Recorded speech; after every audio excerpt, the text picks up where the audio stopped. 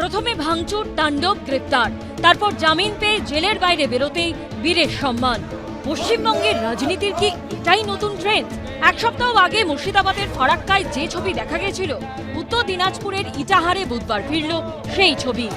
Itahar high স্কুলের শুনানি কেন্দ্রের ভাঙচুরের ঘটনায় ধৃতরা জামিন পেতে কার্যত বীরের সম্মান দিল তৃণমূল।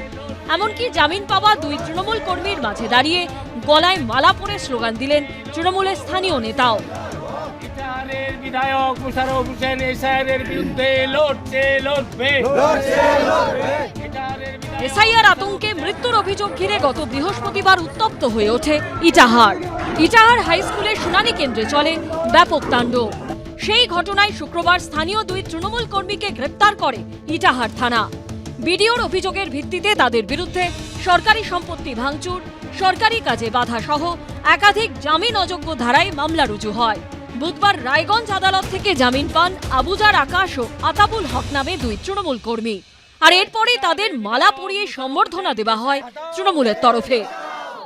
খবর বহিঃপ্রকাশ ঘটিয়ে তারা ভাঙচুর করেছিল, সেক্ষেত্রে তারা পরবর্তীতে অ্যারেস্ট হয়েছে এবং মাননীয় বিচারপতি তাদের জামিন দিয়েছে, জামিন মঞ্জুর করেছে। তা সেক্ষেত্রে আমরা আইনকে সম্মান জানাই। মোশাররফ হোসেন লেলিয়ে দিয়ে কিছু মানুষকে ক্ষিপ্ত করে অফিস ভাঙচুর করা হয়েছিল।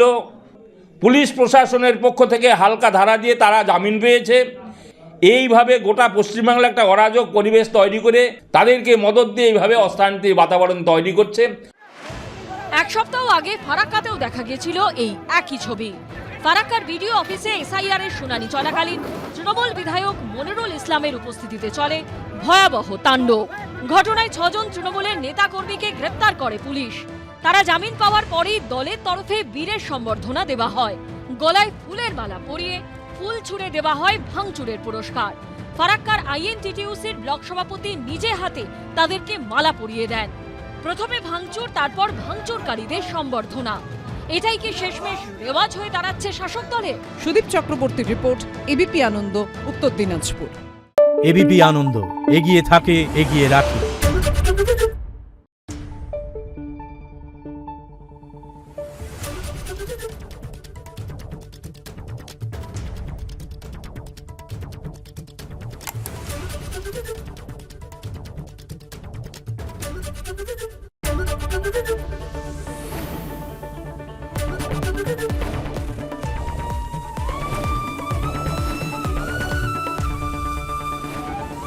এবিপি আনন্দ, এগিয়ে থাকে, এগিয়ে রাখে।